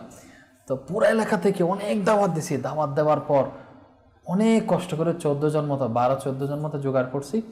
ওইখানে নামার পর দেখি ইজতেমা তো শুরুই হয় না এখনো, আমার গাড়ি স্টার্ট। এরা দেখে তো অবাক, কোনো জায়গা থেকে গাড়ি আসে নাই। মাশাআল্লাহ আমাদের নাইম ভাই গাড়ি নিয়ে উপস্থিত হয়ে গেছে, এরা আমাকে অভিনন্দন জানালো, মোবারকবাদ দিল। মাশাআল্লাহ। তো দেখছি মাশাআল্লাহ টাকার ব্যবস্থা হয়ে গেছে, মানুষের ব্যবস্থা হয়ে গেছে, শুধু একটু উদ্যোগ নেওয়া, একটু মোহাব্বত। তো যাদের মধ্যে আল্লাহ রাসূলের মোহাব্বত থাকবে, তাদের অন্তরের মধ্যে যাদের নবীর প্রেম যখন চলে আসবে, ইশকে মোহাব্বত জজবা যখন চলে আসবে, তখন তাকে পৃথিবীর কোনো শক্তি আটকে রাখতে পারে না, তাকে মঞ্জিলে মকসদ পর্যন্ত পৌঁছাতে তাকে সহায়তা করে। সেজন্য দ্বীন ইসলামের খেদমত করার জন্য জজবা যেটাকে বলা হয়, আগ্রহ, এই আগ্রহটা কিন্তু আল্লাহ তাআলা যার উপর দয়া করবে সেই পারবে। নাইলে যে এখন যদি বলেন একজন মেট্রিক পরীক্ষা দিল, দেখতে কত আর বয়স হতে পারে, তাকে বলে একটা গাড়ি নিয়ে চলে আসেন, তো ও তো দূরের কথা, দেখা যাচ্ছে আপনার যারা বড় বড় অনেক সময় এত আগ্রহ থাকে না, হ্যাঁ, প্রাপ্তবয়স্ক ব্যবসা বাণিজ্য করতেছে, চাকরি করতেছে, আগ্রহ থাকে না। কিন্তু আগ্রহ থাকলে সেটা বয়সকে হার মানায়, আগ্রহ থাকলে সে বৃদ্ধ অবস্থার মধ্যে কিন্তু সেই কাজটার মধ্যে সে সাকসেস হয়ে যায়। যে যুবক কাজ করবে, অনেক বৃদ্ধ লোক আছে যে জোয়ানে পারে না কিন্তু বৃদ্ধ লোক করে দেখায়, অনেক ছোট্ট বাচ্চা সেই কাজটা করে দেখায়। মাশাআল্লাহ, আসলেই তো আমরা মাশাআল্লাহ শুনলাম যে যদি স্পৃহা থাকে, যদি উৎসাহ থাকে, তাহলে যে কোনো দিনই কাজ আমার দ্বারা হবে, কিন্তু সাথে সাথে আল্লাহ পাকের দয়াও লাগবে। আপনি দেখেন লক্ষ লক্ষ মুসলমান আজকে বাংলাদেশের জমিনের মধ্যে অবস্থান করছে, কিন্তু কয়জনই আল্লাহ তাআলার দ্বীনের কাজ করার সৌভাগ্য অর্জন করছে? আল্লাহ পাক যাকে নির্বাচন করছে, আল্লাহ পাক যার মাধ্যমে তার দ্বীনের খিদমত করার জন্য মনোনীত করছে, তাদের মাধ্যমেই দ্বীনের খিদমত দিচ্ছে। তো এটা আসলেই সৌভাগ্যের বিষয়, দ্বীনের কাজ করা।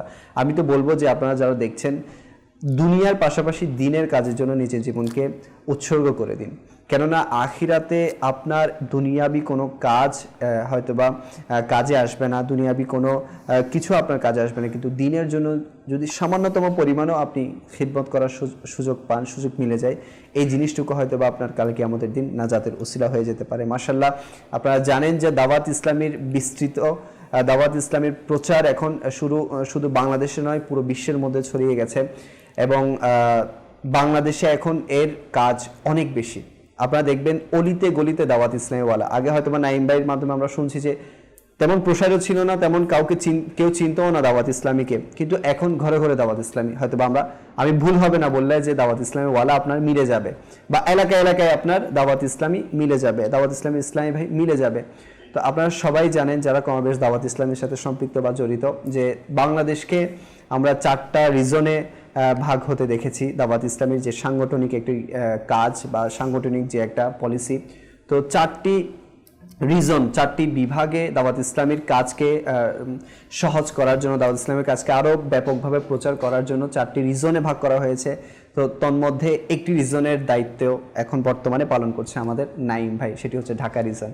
মাশাআল্লাহ, তো পুরো ঢাকা রিজনকে 4 ভাগে বিভক্ত, অর্থাৎ একটা হচ্ছে চট্টগ্রামের দিকে এক ভাগ, ঢাকার দিকে এক ভাগ, কুমিল্লা সিলেট অনুযায়ী এক ভাগ, এবং আপনার রাজশাহীর দিকে এক ভাগ, 4 ভাগ করা হয়েছে, এবং 4 ভাগের মধ্যে এক ভাগের দায়িত্ব পালন করছে আমাদের নাইম ভাই, সেটা হচ্ছে ঢাকা।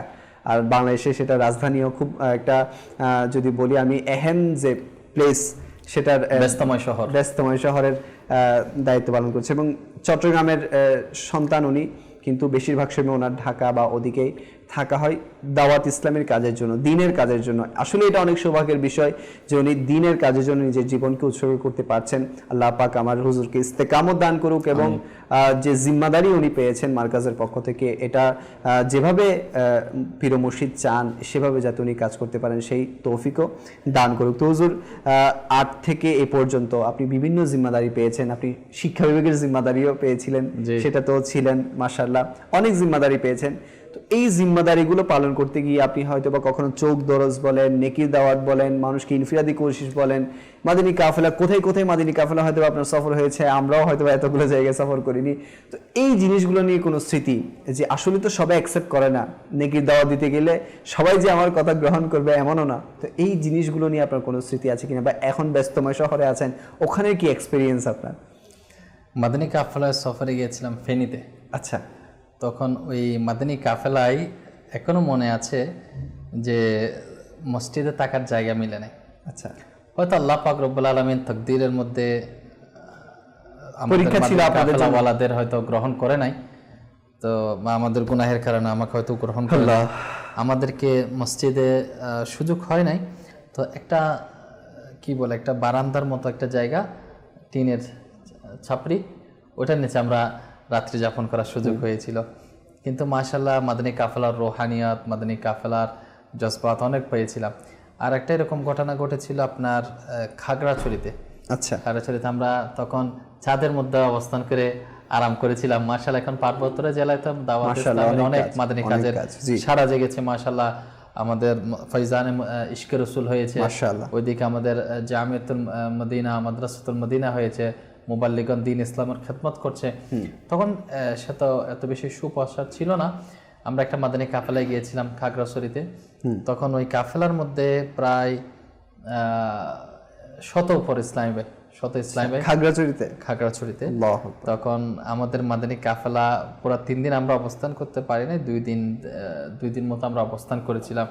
কিন্তু 2 দিন হোক বা 1.5 দিন হোক, যতটুকু হোক না কেন, ওই মাদানী কাফেলার যে আগ্রহ, উদ্বেগ, উদ্দীপনা, মোহাব্বত, ভালোবাসা, আন্তরিকতা অনেক মজা ছিল, অনেক কিছু শিক্ষণীয় ছিল। বিশেষ করে আমার প্রথম মাদানী কাফেলা সফর হয় ফটিকছড়িতে, তাও শিক্ষা বিভাগের আগ্রাবাদ এলাকা থেকে অনেক ছাত্র ভাইরা বলছে আমাদের এলাকার মধ্যে আসছে। তখন বিশেষ করে চট্টগ্রামের বিভিন্ন জায়গার মধ্যে এখন তো সফর হয়, কিন্তু বেশিরভাগ কাফেলা হলে এবিসি মসজিদে নিয়ে যেত। আমাদের জাহিদ ভাই সিলেট রিজনের যিনি নিগরান, ওনার এলাকার মধ্যে নিয়ে যেত, ওই গ্রামের মধ্যে। মাশাআল্লাহ, তখন আমাদের মাদানী কাফেলা ছিল। আমি খুব ভালো লাগছিল, মাশাআল্লাহ, সব শিক্ষিত ইসলামী ভাই ভালো ভালো আগ্রাবাদ এলাকা থেকে আসছিল। তখন মাশাআল্লাহ খুব ভালো লাগছে। ওই কাফেলা থেকে অনেকে মাশাআল্লাহ দেখছি দাড়িওয়ালা হয়েছে, তাদের তরবিয়ত, মোহাব্বত, ভালোবাসা, অনেকে এখনো মাশাআল্লাহ ইস্তেকামতের মধ্যে আছে মাশাআল্লাহ। আবার অনেকে বিভিন্ন জন আবার গুনাহের ফাঁদার মধ্যে জড়িত হয়ে গিয়েছে। আবার মাশাআল্লাহ অনেকে এখনো, যেমন আমাদের ফুজাইল ভাই, আমাদের অফিস জিম্মাদার ওই কাফেলার মধ্যে ছিল। আমাদের ফারুক ভাই, যিনি আগে কুমিল্লার জিম্মাদারের মধ্যে ছিল, বর্তমান প্রবাস জীবন লাইফের মধ্যে রয়েছে, ইনি ছিল তৎকালীন। মাশাআল্লাহ অনেক পুরাতন। এখন আপনার যে ব্যস্তময় শহরে আছেন, ওখানে কেমন দিন যাচ্ছে আপনার? কেমন মাদানী কাজ হচ্ছে আপনার? মাশাআল্লাহ বছর খানিক তো হবে হয়তো আপনি দায়িত্ব পেয়েছেন, না আরো বেশি হবে? হ্যাঁ, আমার ঢাকার যাত্রা হয়, সেটা প্রথমত আমার তো মনে করেন আমার ফার্স্ট জিম্মাদারে ছিল ফটিকছড়িতে, এমনি ডিভিশন দিয়েছিল, ডিভিশন নিগরান বানাইছিল অনেকদিন। সেটা বানাইছিল কোর্সের পরে। কোর্স বলতে 2012-তে একটা কোর্স হয়, অনুষ্ঠিত হয় 41 দিনের মাদানী কাফেলা কোর্স, সেটা ঢাকার মধ্যে অনুষ্ঠিত হয়। তা আমার যাওয়ার জন্য আমার খুব আগ্রহ হয়েছিল, প্রথম থেকে আমার ইচ্ছা হয়েছিল যে আমি কোর্স করব। কিন্তু আমার যে স্কুল কলেজ টিউশন করতাম, সময় হয়ে উঠতো না। কিন্তু জিম্মাদার আমাকে বারবার চেষ্টা করতো। আমি মাদানী চ্যানেলের দর্শক আপনাদেরকেও বলবো, আমাদেরকে মাদানী চ্যানেলের মাধ্যমে কিংবা জিম্মাদার ইসলামী ভাইগণ, ইসলামী বোনকে, ইসলামী বোনগণ বিভিন্নভাবে উদ্বুদ্ধ করে যে আপনি এই কাজটা করেন, মাদানী কাফেলা সফর। আসলে মাদানী কাফেলা বলেন, মাদানী কোর্স বলেন, এরপর এগুলো মাদানী ইতেকাফ বলেন, এগুলোর মজাই আলাদা। একটা দূর থেকে দেখা, টিভি স্ক্রিনের মধ্যে দেখা এবং সরাসরি জয়েন্ট হয়ে একটা কাজের মধ্যে নিজের তারবিয়ত, যেমন আমাদের অন্তরের মধ্যে যে মরিচিকা, গুনাহ করতে করতে মরিচিকা ধরে যায়, এই মরিচিকার কারণে আমাদের ভালো জিনিস ভালো লাগে না। যেমন ডায়াবেটিস যদি কারো হয়ে যায়, এত মিষ্টান্ন সামনে রাখছে কিন্তু তার ওটার প্রতি লোভ নাই, কারণ ডায়াবেটিস তাকে শেষ করে দিছে, যে তার মিষ্টি জিনিস ভালো লাগতেছে না, দেখলে এখন সেটা চোখের দুলা হয়ে গেছে, ভাই মিষ্টি সরান আমার সামনে থেকে, কারণ ইচ্ছে হবে। তো ঠিক তদরূপ অন্তর যখন কালো হয়ে যায়, নফস যখন, তখন তার কিছুই ভালো লাগে না। সেজন্য আমি অনুরোধ করব আপনারা কোর্স, মাদানী কাফেলা এগুলোর মধ্যে আপনারা অংশগ্রহণ করেন। তা আমার কোর্স করছিলাম 41 দিনের মাদানী কাফেলা কোর্স, এত মাশাআল্লাহ ট্রেন আপ করা হয়, এত তারবিয়ত দেওয়া হয়, কি বলবো। ওই যে ভারতে কোর্স করার পরে তখন থেকে পাগড়ি এবং মাদানী হুলিয়া পরে একেবারে জয়েন্ট হয়ে গেছিল। যখন কলেজ লাইফের মধ্যে যেতাম, সুন্নতের লিবাস নিয়ে আমি যেতাম। মাশাআল্লাহ যাবার পর ওখানে চোখ দরজ দেওয়া, ইনফরাদি কোশিশ করা, সাহাবদের সাথে সাক্ষাৎ করা, সবগুলো আমার চলতো। তো যখন আমার একেবারে শিক্ষা জীবনের সমাপ্তির দিকে, তখন আমার জিম্মাদারি হয়েছিল যে হাটহাজারি, রাউজান এবং রাঙ্গামাটি মিলে একটা কাবিনা ছিল, কাদেরি কাবিনা, পরে হাটহাজারি কাবিনা হয়। এটা বেশি দিন স্থায়ী ছিল না, ধরেন 2-3 মাস পর মতো। তখন আমার মাদানী কাফেলা জিম্মাদারি ছিল, সাথে কাবিনা ছিল, পুরো চট্টগ্রামের কাফেলা আর ওদিকে কাবিনা। আচ্ছা, পরে 2016 আমাদের দ্বিতীয় ইস্তামা চট্টগ্রামে ইস্তামার পরে আমাদের রুকনুশুরা মোহাম্মদ আলী ভাই ঢাকাতে, আমি মিটিংয়ে গেছিলাম, তরবিয়ত দিয়েছিল যে দিন ইসলামের, আল্লাহ সুবহানাহু ওয়া তাআলার কিছু বান্দা এমন হওয়া উচিত যারা দিন ইসলামের জন্য নিজের সময়কে নিজেকে দিয়ে দিবে, তাদের রিজিকের জিম্মা কিন্তু আল্লাহ সুবহানাহু ওয়া তাআলা নিয়েছে। আমার ভালো লাগলো যে দিন ইসলাম, আমার তখন কিন্তু বাইরে যাওয়ার কথা, বাইরে সফর বলতে কাতার সফরের কথা ছিল, বলতে গেলে একরকম কনফার্ম হয়ে যাচ্ছে। তা আমার চোখের পানি, আমি বিদেশ যাব, জানি না ওখানের পরিবেশ কেমন, আমি এই ড্রেস আপের মধ্যে সুন্নতে লেবাসের মধ্যে আমি সেখানে থাকতে পারবো কিনা, বা দুনিয়াবি চাকচিক্যময় দুনিয়ার আমার পরিবারকে দেখতে গিয়ে আমি নাকি সবকিছু বরবাদ হয়ে যাচ্ছে। আমার একটা মনের মধ্যে ভয় ছিল, কারণ বিদেশ তো বিদেশ, লাইফ তো মানুষের কর্মব্যস্ততার মধ্যে থাকে, স্বাভাবিকভাবে দিন ইসলামের মোহাব্বত যারা করতে পারতেছে ওয়েলকাম, কিন্তু আমি আমাকে কতটুকু কন্ট্রোল করতে পারবো এখানে গিয়ে, আমার চিন্তা ওইটাই। তারপর আমার যাওয়া হয় নাই। তরবিতে ইসলামের রুকন শুরা উৎসাহ প্রদান করলো, তখন বললাম ঠিক আছে ইনশাল্লাহ আমি ঢাকাতে চলে আসবো 2016-তে। তখন আমার প্রথম যাত্রা হয় 2016-তে। আচ্ছা, তখন আমাকে মিরপুর কাবিনার, এরপর থেকে আপনি মানে ঢাকার জিম্মাদারি 2016 থেকে কিন্তু আমি ঢাকাতে এই পর্যন্ত মানে ঢাকার জিম্মাদারি কোনো না কোনো জিম্মাদারির মধ্যে আপনি ঢাকাতে নিগরানে কাবিনা ছিলাম 1-1.5 বছর মতো। এরপর ঢাকার জিম্মাদারির সাথে সাথে, যদিও বা ঢাকার জিম্মাদারিতে কাবিনা ছিল, এরপরও মাদানী মার্কাজের পক্ষ থেকে আমাকে বিভিন্ন জিম্মাদারিতে দিয়েছেন। যদিও একটা কাবিনা জিম্মাদারি একটা থাকলেও সাথে সাথে আমাকে দ্বারা বিভিন্ন মাদানী কাজ করাতো। যেমন তখন আমাকে মাদানী ইনামতের জিম্মাদারি দিয়েছিল পুরো বাংলাদেশ। আমি কাবিনার সাথে সাথে পুরো বাংলাদেশ সফর করে আসলে তখন ইসলামের স্বল্পতার কারণে হয়তো আমাদের একজন 2-3টা করে জিম্মাদারি পালন করতো, কিন্তু এখন আমাদের আলহামদুলিল্লাহ আপনারা দেখেন যে অনেক ইসলামী ভাই, আলহামদুলিল্লাহ আমাদের এখন দায়িত্ব ওভাবেই বন্টন করে দেওয়া হয়। তো নাইম ভাই মাশাআল্লাহ 3 দিনের সুন্নাতে ভরা ইজতেমায় আপনি বয়ান করার সৌভাগ্য পান সবসময়। তো ফার্স্ট ইজতেমা থেকে হয়তো আপনার সৌভাগ্য হয়েছে কিনা? হ্যাঁ, ফার্স্ট ইজতেমায় আমার যখন আপনি শুনলেন যে আপনি বয়ান করবেন 2015-তে যখন ইজতেমা হয়, প্রথম ইজতেমা আমার সুযোগ হয় নাই। দ্বিতীয় ইজতেমায়, এই প্রথম ইজতেমার আগে আমাদের একটা ইজতেমায় জিকরুন নাত মাহফিল হয়েছিল হাটহাজারী কলেজ মাঠে। আচ্ছা, এটা প্রায় শুনি আমি যে মানে কামাল ভাই, হয়তো কামাল ভাইয়ের মুখেই শুনি যে আপনি আর সাজিদ ভাইয়ের কিছু স্মৃতি ওখানে জড়িত আছে। জি জি জি, এটা শুনেছি। তো আপনার কেমন ফিলিংস ছিল যে এতগুলো মানুষের সামনে আপনার বয়ান? আসলে দাওয়াত ইসলামের একটা বড় হলো দাওয়াত ইসলাম, আমির আহলে সুন্নাতের দরবারের মধ্যে না শব্দ নাই। মানে একে দ্বারা হবে না, একে দ্বারা ইনি পারবে না, না শব্দটা নাই। যেভাবে আল্লাহ আমরা তো আল্লাহ রাসূল সাল্লাল্লাহু আলাইহি ওয়াসাল্লামের উম্মত, সরকার সাল্লাল্লাহু আলাইহি ওয়াসাল্লামের বারগাহে না শব্দ নাই। উম্মতের জন্য মাশাআল্লাহ আমার নবী সাল্লাল্লাহু আলাইহি ওয়াসাল্লামের দয়ালু হতো, আমির আল্লাহ তাআলার দয়া যে আল্লাহ রাসূল সাল্লাল্লাহু আলাইহি ওয়াসাল্লামের দরবার থেকে মনে হয় সবগুলো আসতেছে, আর আসতেছে সেটা মানতেই হবে। দাওয়াত ইসলামে তো ফয়জানে মদিনা, ফয়জানে মদিনা, মদিনার তো ফয়েজ আসতেছে মদিনা থেকে, নাইলে এতগুলো সুন্দরভাবে আঞ্জাম দেওয়া এটা সম্ভব না। প্রথম ইজতেমা হলো আমার হাটহাজারী। ওই ইজতেমার পরে এটা আসলে আমি বয়ান করব, আমাকে হঠাৎ করে বলল, অনেক প্রিপারেশন, অনেক ভাগ দূর করা হয়েছে, অনেক কষ্ট হয়েছে, মানে আমার ফার্স্ট কাবিনা। তো আমি ইজতেমা নিয়ে ব্যস্ত, মানে ইজতেমা নিয়ে ব্যস্ত। মাঝখানে ইজতেমাটা স্থগিত হয়েছিল একদিন আগে, আবার পরবর্তীতে সেটা মাশাআল্লাহ কোনো কারণে স্থগিত হওয়ার পর আবার মাশাআল্লাহ কন্টিনিউ হয়ে রাতে সবকিছু করে এক রাতের মধ্যে সবার পরিশ্রমের বিনিময়ে সবাই ধুলো মাখা শরীর নিয়ে এত ক্লান্ত বলতে গেলে জ্বর উঠতেছে এমন অবস্থা, তখন বয়ান ছিল। এরপর কিছুদিন পরে কিন্তু দ্বিতীয় ইজতেমা চট্টগ্রামে যেটা সেকেন্ড ইজতেমা হয়েছিল, এরপর তার হয় নাই। ওই ইজতেমার মধ্যে আমার বয়ান করার সুযোগ হয়েছে। এটার পরে মিটিং ঢাকায় গেলাম, ওইখান থেকে মাশাআল্লাহ তরকিব হলো। তখন আমি আমার 16তেই কিন্তু আমার কি যাওয়া হলো কোথায়, ঢাকার পরে কামল এটা মাদানী ইনামত ছিল, ওটার জিম্মাদারি সাথে সাথে মিরপুর কাবিনা দেখতাম।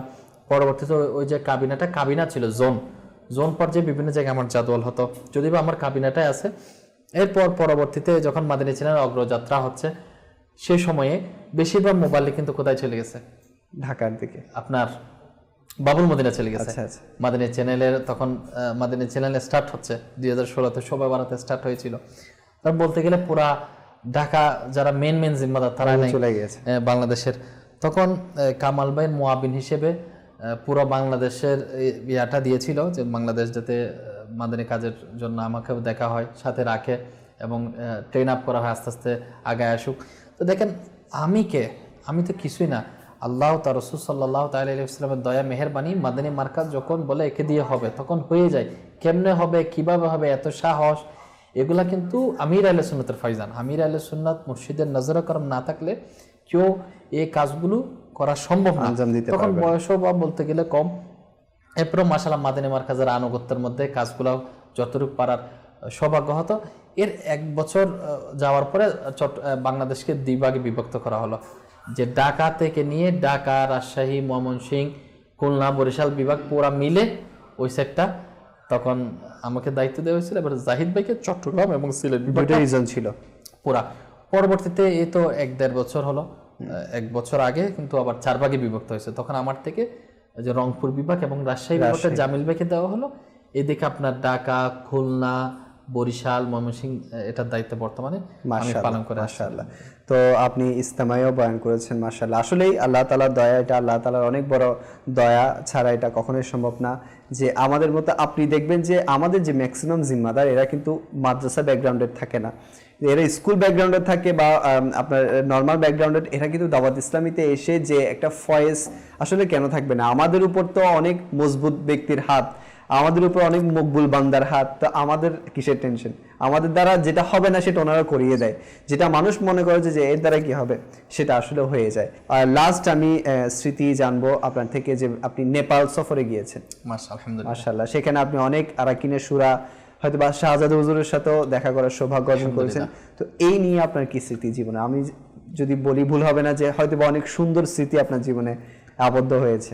আসলে আলহামদুলিল্লাহ, আল্লাহ পাকের দয়া মেহেরবানি, দাওয়াত ইসলামী জিম্মাদারি পালন করা সেটা আপন জায়গার মধ্যে, নিজস্ব একটা জায়গার মধ্যে আছে। কিন্তু যারা দাওয়াত ইসলামী পুরা বিশ্বব্যাপী চালাচ্ছে, কন্ট্রোল করতেছে, তাদের সহবতের মধ্যে, তাদের সংস্পর্শ মধ্যে থেকে কিছু তরবিয়ত নেওয়া, তাদের থেকে কিছু পরামর্শ নেওয়া, তাদের থেকে কিছু জ্ঞান অর্জন করা, সেটার মজাই আলাদা। জি। তো আমার 3 বার যাওয়া হয়েছিল নেপাল। এর মধ্যে ফার্স্ট বার তো 10 জন রুকনের শুরার সাথে সাক্ষাৎ হয়েছিল, রুকনের শুরা আব্দুল হাবিব ভাইয়ের সাথে সাক্ষাৎ হয়েছিল। তো দ্বিতীয়বার সেটা আমাদের রিজন জিম্মাদারদের মিটিং, তখন তেমন বেশি ছিল না। তো লাস্ট যেবার যাওয়া হয়েছিল করোনার কালীন আগে, ওই সফরের মধ্যে মাশাআল্লাহ জানেশিনে আমির আহলে সুন্নাত হাজী শাহেদ আত্তারি রুকনের শুরা, মাশাআল্লাহ এনাদের সাথে সাক্ষাৎ হয়েছে, নিগরানি শুরার সাক্ষাৎ হয়েছে। এবং সবচেয়ে ভালো বিষয় হলো আমাদের নিগরানি শুরার সাথে নাস্তা করার সৌভাগ্য অর্জন। মাশাআল্লাহ, ইনি এত মোহাব্বত, ভালোবাসা, এনাদের আন্তরিকতা, এবং বাপ্পা জানের শাহজাদা 2 বারে কিন্তু হাজি ইমরানের বাম পাশে বসার, একেবারে সবাই স্লাইভের বসে, আমি বাম পাশে বসার সৌভাগ্য অর্জন করেছি। জানাসিন আত্তারের বাম পাশে আমার বসার সৌভাগ্য অর্জন হয়েছে, একসাথে নাস্তা করার ইনি খাবার সৌভাগ্য হয়েছে। এটা একটা জিনিস দেখলাম, জিনিসটা কি অনেকেই বলেছে আমির আহলে সুন্নাতের ব্যাপারে, জিনিসটা কিন্তু এরা তো আমির আহলে সুন্নাতকে কপি করে, আমির আহলে সুন্নাতকে নকল করে। ইনাদের মধ্যে বিনয়ী ভাবটা কেমন, যে একজন জানেশিন আমির আহলে সুন্নাতের খলিফা, আমির আহলে সুন্নাত দামাত বরকাতুমুল আলিয়ার গড়ের সন্তান, আহাল একজন সন্তান, এত বড় একজন আধ্যাত্মিক ব্যক্তি হওয়ার পরেও নিচে মাশাআল্লাহ সুন্নাত মোতাবেক খাবার খাচ্ছে। এবং আপনি বুঝতে পারবেন না যে এত বড় একজন, মনে হচ্ছে আমরা এমনি স্বাভাবিক সবাই বসে আছি।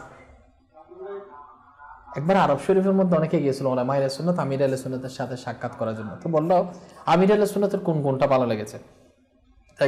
একজন ওলামা আহলে সুন্নাত বলল আমির আহলে সুন্নাতের এই গুণটাই ভালো লেগেছে, মজলিসের মধ্যে মনে হচ্ছে সবচাইতে কিছু জানেন না, কিছু বুঝেন না ওই ব্যক্তিটা আমির আহলে সুন্নাত। আল্লাহু আকবার। নিজেকে এভাবে লুকায়িত রাখছে, মনে হচ্ছে একেবারে সাদা সিধে, ইনি কিছুই জানেন না মনে হচ্ছে, অথচ আমির আহলে সুন্নাত দামাত বরকাতুমুল আলিয়া ইনার ফয়েজ বরকতে পুরা দুনিয়াতে সুন্নতের সারা জাগাচ্ছে। আলহামদুলিল্লাহ। তো জানেশিন আপনার মধ্যে ওটা দেখলাম, পাশে বসে আছি, কোনো বাপ নাই, কোনো একটা মোড নাই, একেবারে স্বাভাবিক বলতে একেবারে সাদা সিধে লাগতেছে। আপনি আমাকে অনেক আগে থেকে চিনে কিংবা পরিচিত মানুষ, বসে আছে স্বাভাবিক, নিচে বসে নিগরানি শুরার সাথে খাবার শুরু, মাশাআল্লাহ খাবার খাচ্ছে তো ঠিক, সকাল নাস্তা করতেছে, কিন্তু মাশাআল্লাহ সুন্নতের আমলদার। এরা যেরকম মাদিনের চ্যানেলে বলে কিংবা বাহির থেকে আমরা যেরকম দেখি, উপস্থিতি দেখলাম সুন্নতের খেলাফ তাদের থেকে পাই নাই। মাশাআল্লাহ। জামাতের পাবন্দি, হাজি ইমরানকে দেখলাম ইনি সাদাই মদিনা দিচ্ছে। আমরা গেলাম, আমরা তো দূর থেকে গেছি, আমরা সফরে, আমরা তো ঘুমাই আছি, সকালবেলা ফজর আজান হলো আমাদেরকে জাগায়, তো দেখছি হাজি ইমরান আত্তারি বারান্দা দিয়ে হাঁটতেছে, হেঁটে হেঁটে সলাতু ওয়াসসালামু আলাইকা ইয়া রাসূলুল্লাহ বলে বলে সবাইকে ঘুম থেকে জাগাচ্ছে। আল্লাহু আকবার। অবাক হলাম আমি, মাশাআল্লাহ। যে বলে আমরা বলি যে সাদাই মদিনা দেন, এটা দেন, এনা তো মনে করেন আপনাদের সিকিউরিটি প্রবলেমের কারণে সরজমিনে বিভিন্ন জায়গায় অত সবকিছু এনারা করতে পারে না, কিন্তু ওখানে দেখলাম ওখানে তো কোনো প্রবলেম ছিল না, যেখানে তাদের সুযোগ মিলে যায় সেখানে দাওয়াত ইসলামের 12 দিনই কাজের মধ্যে অংশগ্রহণ করে। সুবহানাল্লাহ, আসলে এটা আসলে ভাবার বিষয়। দাওয়াত ইসলামীকে মানুষ এমনিতেই মহব্বত করে না। দাওয়াত ইসলামের রুলস এন্ড রেগুলেশন বলেন, দাওয়াত ইসলামের কথা এবং কাজ মিল। দাওয়াত ইসলামের সবচেয়ে বড় জিনিস হচ্ছে নাইম ভাই, যে যারা উচ্চ পদস্থ জিম্মাদার আছে ওনাদের মধ্যে আরো বেশি আখলাকিয়ত এটা প্রকাশ পায়।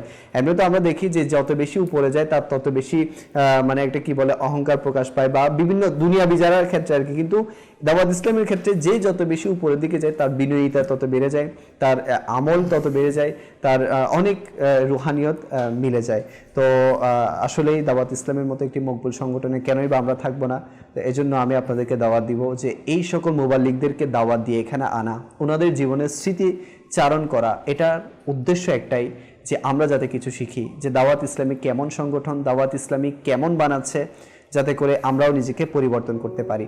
আচ্ছা, আবারও আরজ করছি যে এই মাসের 27শে আগস্ট প্লান্টেশন ডে, বৃক্ষরোপণ দিবস দাওয়াত ইসলামী উদযাপন করতে যাচ্ছে। এই ব্যাপারে আমি, যেহেতু উনি আমাদের অনেক বড় একজন রোকন আছেন এবং জিম্মাদার আছেন, ওনার থেকে ইনশাল্লাহ মুক্তাসার আমি এই ব্যাপারে দাওয়াত দর্শকদের উদ্দেশ্যে আপনি দাওয়াত দিন। মাদানী চ্যানেলের দর্শক শ্রোতা, আমি আপনাদেরকে বলবো দাওয়াত ইসলামের একটা নতুন ডিপার্টমেন্ট FGRF, জি, এর অধীনে ইনশাআল্লাহ তাআলা 27শে আগস্ট পুরা দেশব্যাপী ইনশাআল্লাহ বৃক্ষরোপণ কর্মসূচি ইনশাআল্লাহ তাআলা অনুষ্ঠিত হবে।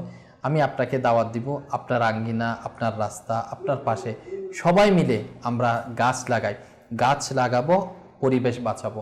সরকার সাল্লাল্লাহু তাআলা আলাইহি ওয়াসাল্লামের হাদিসে পাকের মধ্যে আসছে, যার খোলাসা এরকম যে কিয়ামত সংঘটিত হয়ে যাচ্ছে, এমন অবস্থার মধ্যে যদি কেউ গাছ রোপণ করার জন্য উপস্থিত হলো, যদি কিয়ামত সংঘটিত হয়ে যাচ্ছে, তখনও সে যেন কি করে, গাছটা লাগিয়ে দেয়, তাড়াতাড়ি লাগিয়ে দেয়। তাহলে বৃক্ষ আমাদের অক্সিজেন দিচ্ছে, অক্সিজেন আলহামদুলিল্লাহ, এই বৃক্ষ মানুষকে ছায়া দেয়, এই বৃক্ষ আলহামদুলিল্লাহ ফল দেয়, আর এই ফল আমরা খাচ্ছি, পশু পাখি খাচ্ছে, ওই বৃক্ষের তরুণ নিচে আমরা ছায়ার মধ্যে আমরা যাচ্ছি, এবং আমাদেরকে রোদ থেকে, প্রখর রোদ থেকে আমাদেরকে বাঁচাচ্ছে। তো অনুরোধ করব আমরা সবাই মিলে আমাদের দেশকে আরো সুন্দর করি, সজীব করি, এবং যে করোনা মহামারী বর্তমানে চলতেছে, আমরা এমনভাবে আমরা প্ল্যান্টেশন করি, বৃক্ষরোপণ করি, যাতে অক্সিজেনের অভাব আমাদের না হয়। ইনশাআল্লাহ তাআলা সেদিন দূরে নয়, দেখবো ইনশাআল্লাহ চিরসবুজের দেশ। আমরা আগেই শুনেছি আমাদের সোনার বাংলাদেশ, সেটা যাতে চিরসবুজ থেকে যাতে বিলীন হয়ে না যায়। আস্তে আস্তে বন উজাড় হতে শুরু করেছে, এবং এই যে বন বৃক্ষ, এগুলো আসলে অনেক ফজিলতওয়ালা, অনেক বরকতওয়ালা বিষয়ের মধ্যে অনেক কিছু রয়েছে, ডিটেলস বলতেছি না। কিন্তু আমরা 27শে আগস্ট এখন নিয়ত করি ইনশাআল্লাহ প্রত্যেক ঘর, আমি আমার ফ্যামিলি থেকে 12টা চারা রোপণ করার ব্যবস্থা করি। যারাই শুনতে পাচ্ছে, প্রত্যেকে যদি 12টা যদি চারা রোপণ শুরু করে, তাহলে চিরসবুজ দেশ তারও চিরসবুজে পরিণত হবে ইনশাআল্লাহ। তো আর এখন বর্তমানে যে সবচেয়ে বেশি প্যান্ডেমিক সিচুয়েশনের মধ্যে অভাব পড়ছে, সেটি হচ্ছে অক্সিজেনের। এখন আমরা যখন অক্সিজেনের ব্যবস্থা চারিদিকে করে দিব, অক্সিজেন ব্যবস্থা মানেই হচ্ছে গাছ থেকেই তো আমরা অক্সিজেন পাই। তো আমরা যখন চারিদিকে এই প্লান্টেশনের মাধ্যমে চিরসবুজের একটা দৃশ্য আমরা যখন পুরো বাংলাদেশ জুড়ে দেখতে পাবো, তখন ইনশাআল্লাহ আল্লাহ পাকের দয়ায় আমাদের অক্সিজেনের অভাব হবে না। আজকে আমরা নাইম ভাইয়ের স্মৃতিচারণ করলাম, জীবনের কিছু স্মৃতিচারণ করার সৌভাগ্য অর্জন করলাম। তো আল্লাহ পাক আমাদের সবাইকে, যারা দেখেছেন এবং আমাদের সবাইকে এই দাওয়াত ইসলামের মতো মকবুল সংগঠন ইস্তেকামত পাওয়ার, ইস্তেকামত থাকার, এই মহলেই মৃত্যুবরণ করার তৌফিক দান করুক ইনশাআল্লাহ। পরবর্তী অনুষ্ঠানে আপনাদেরকে অন্য একজন মুবাল্লিগ নিয়ে আপনাদের সামনে হাজির হব, এবং জানিয়ে রাখি আগামী সপ্তাহ থেকে ইনশাআল্লাহ আমাদের মুহররমুল হারামের স্পেশাল ট্রান্সমিশন শুরু হয়ে যাবে। যেহেতু আগামী 10ই তারিখ সম্ভবত মুহররমের 1 তারিখ হবে, তো ইনশাআল্লাহ আপনারা মাদানী চ্যানেলের সাথেই থাকবেন। প্রত্যেকটা ইভেন্টে মাদানী চ্যানেল আপনাদের সাথে বা আপনাদের সামনে নতুন কিছু অনুষ্ঠানের মাধ্যমে ইলমে দ্বীন অর্জন করার সুযোগ করে দেয়। তো আপনাদেরকে দাওয়াত দিয়ে, দিল কি রাহাত অনুষ্ঠান দেখার দাওয়াত দিয়ে আজকে এখানে শেষ করছি। সাল্লু আলাল হাবিব সাল্লাল্লাহু তাআলা আলা মুহাম্মদ সাল্লাল্লাহু তাআলা আলাইহি। স্মৃতির পাতায় কত কিছু লেখা আছে আমার, তারই মাঝে কিছু স্মৃতি থাকবে চিরকাল।